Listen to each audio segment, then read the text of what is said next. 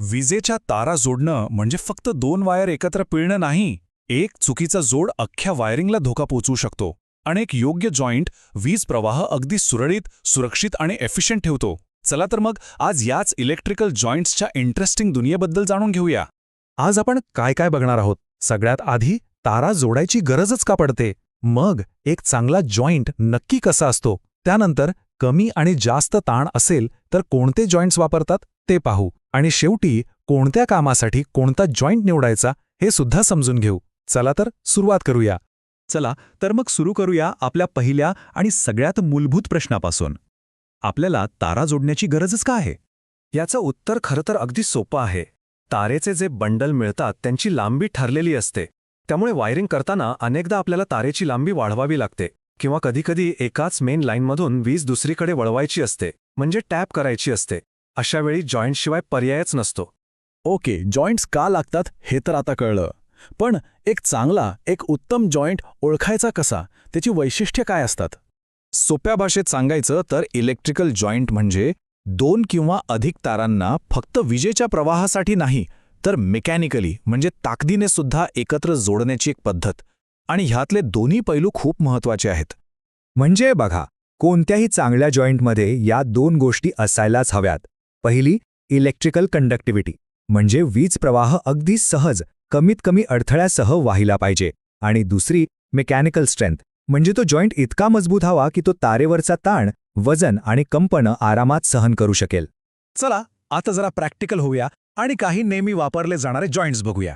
सुरुवातीला असे जॉईंट्स पाहू जिथे जास्त मेकॅनिकल ताण नसतो. चला सुरुवात करूया सगळ्यात सोप्या आणि ओळखीच्या जॉईंटने. हा आहे रॅटेल जॉईंट. काही जण याला पिकटेल जॉईंट असेही म्हणतात, कारण जोडल्यावर याचा आकार तसा दिसतो. हा जॉईंट खास करून जंक्शन बॉक्स किंवा अशा बंदिस्त जागी वापरतात, जिथे तारेवर कोणताही मेकॅनिकल ताण येत नाही. हे लक्षात ठेवा, इथे स्ट्रेस अजिबात नसतो. अनेक तारा एकत्र आणून सुरक्षितपणे जोडण्याचा हा एक सोपा आणि प्रभावी मार्ग आहे. आता पाहूया पुढचा जॉईंट, मॅरीड जॉईंट. नावाप्रमाणेच दोन तारांना सरळ रेषेत जोडतो, म्हणून याला स्ट्रेट जॉईंट असंही म्हणतात. या जॉईंटची खासियत काय आहे तर याची रचना. यामुळे वीज तर मस्त वाहते आणि जागाही कमी लागते. पण एक गोष्ट आहे, याची मेकॅनिकल ताकद जरा कमी असते. त्यामुळे जिथे तारेवर ताण घेणार नाही तिथेच याचा वापर करायचा.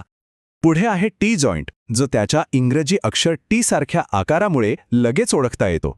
आणि त्याचा आकारच त्याचा उपयोग सांगतो. विचार करा, एक मेन लाईन सरळ चाललीये आणि आपल्याला त्यातून एक कनेक्शन बाहेर काढायचं आहे, एक नवीन ब्रँच तयार करायची आहे. बरोबर तिथेच टी जॉईंट कामी येतो. ओव्हरहेड लाईन्समध्ये वीज वळवण्यासाठी याचा खूप वापर होतो. बरं, आतापर्यंत आपण बघितले ते साधे जॉईंट्स होते. आता वळूया अशा जॉईंट्सकडे जे खरंखुरं वजन उचलतात, म्हणजे जे प्रचंड मेकॅनिकल ताण सहन करतात. आणि या कॅटेगरीमधला हिरो आहे वेस्टर्न युनियन जॉईंट. हा एक क्लासिक जॉईंट आहे. हा जॉईंट खास करून ओव्हरहेड लाईन्सची लांबी वाढवण्यासाठी बनवला आहे.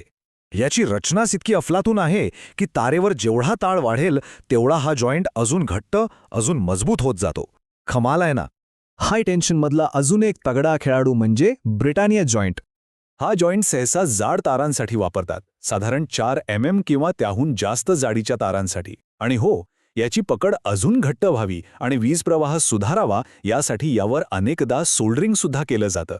पण मग प्रश्न येतो की ब्रिटानिया जॉईंटला एवढी ताकद मिळते तरी कुठून? तर याचं सगळं रहस्य दडलं आहे त्याच्या ओव्हरलॅपमध्ये. म्हणजे दोन्ही तारा एकमेकांवर किती लांब ठेवल्या आहेत यावर सगळा खेळ अवलंबून असतो. आणि याचा एक साधा नियम आहे. तारेचा जो व्यास आहे त्याचा 20 ते 25 पट लांब हा ओव्हरलॅप असायला हवा. म्हणजे समजा 4 mm ची तार असेल तर ओव्हरलॅप हवा 80 ते 100 mm. हे गणित जमलं की जॉईंटची मजबूती पक्की. चला, आतापर्यंत आपण बरीच माहिती घेतली.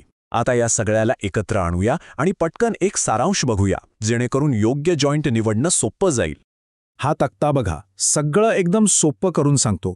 रॅटेल तो जंक्शन बॉक्ससाठी, जिथे ताण नाही. मॅरिड जॉईंट सरळ जोडणीसाठी, जिथे जागा कमी आहे. टी जॉईंट ब्रँच काढण्यासाठी. आणि वेस्टर्न युनियन आणि ब्रिटानिया हे आहेत हेवी ड्युटी जॉईंट्स ओव्हरहेड लाईनसाठी. हा तक्ता म्हणजे एक प्रकारे रेडी रेखणारच आहे.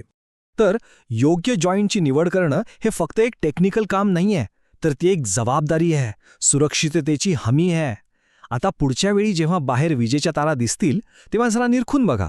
त्यातली कोणती इलेक्ट्रिकल गाठ आपल्या ओळखीची वाटते? विचार करण्यासारखा प्रश्न आहे नाही का?